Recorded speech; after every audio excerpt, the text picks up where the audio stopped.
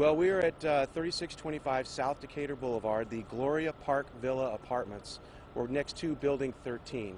And at just after 3:30 this afternoon, the Clark County Fire Department received multiple 911 calls stating that there was a fire at Building 13.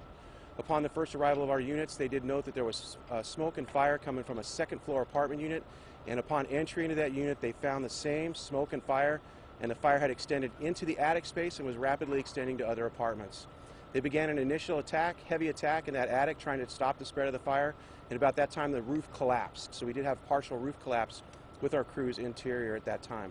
Fortunately, everybody's okay, nobody was injured, and we're still chasing a few minor hot spots at this fire, but we do have it under control and are beginning to work with Red Cross and occupants and the fire investigators on what's going to be the next few hours of investigating how the fire started and how we're going to support those occupants as they're displaced from Building 13. Perfect. Do you want to hold on? Do you have a mic? Do you want to hold on? Yeah, I have a mic. I'm sorry. Yes, thank That's you. okay. That's okay. So he will have to repeat everything.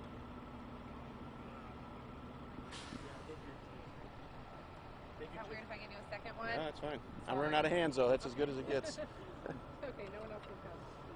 Perfect. Okay. Just give me a second. Your white balance? Talk a little bit about the dangers of. Here, hang on 1 second. Wait for him. Yeah. When he's ready, of the dangers of fire season, like how the fire up downtown started because people were using the ovens for heating.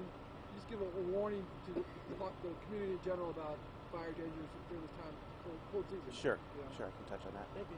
I'm ready. You're good? Thank you. Okay. So the follow-up question there was discussing some of the issues with this time of year and heating.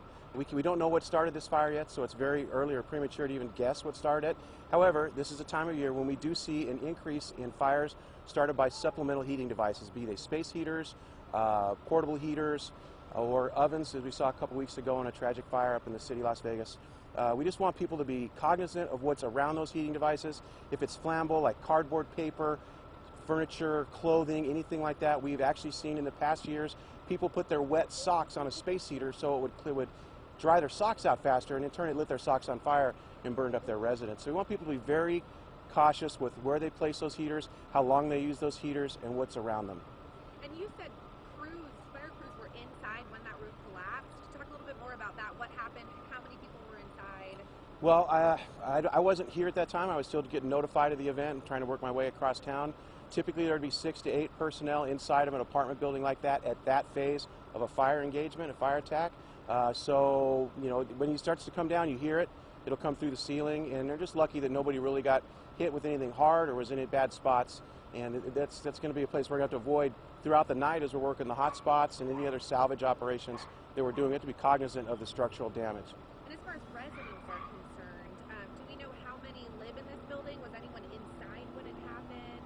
There were people in the building at the time of the fire. I don't know exactly which particular suites were occupied. We're guessing from management's, with information from them, there's roughly 30 people that live in Building 13. We have already called for the American Red Cross to come out. We told them they should expect to have to service 30 customers to be displaced for the next day or two while they figure this out. And no injuries? Right now, no injuries. Especially in light of this fire that just happened recently where we lost 6. Can you talk about was there something here with everybody? It could have been really bad, but... Yeah, well, they're both apartments, but they're different types of construction and different types of design, so the hazards and the issues at the other fire don't exist here. Just by the way, these are called garden-style apartments, not center hallway apartments. 2 different types of fires, but any kind of a fire that gets up in the attic, especially and starts spreading in other directions, is very dangerous for us to fight and dangerous for occupants to get away from. Any other significant things about this fire specifically? We have about 60 firefighters from Clark County Fire here, plus Las Vegas Fire and Rescue has several units here, plus a chief officer that are assisting us with this fire, so we thank them for their assistance. How long do we think it's going to take to clean up this? We will have crews on this scene probably for the next 3 to 4 hours at least, and that's not counting our fire investigation division. They may be here the better part of the evening interviewing occupants, witnesses, digging through the rubble, and then they'll probably be back in the morning when it's daylight to work, because it's a little safer to work around those collapsed buildings during the day than it is at night. But they'll probably do some initial gathering of information and evidence tonight if there is some, and then they'll process more of it tomorrow. Do we know when residents will be allowed back in? We do not.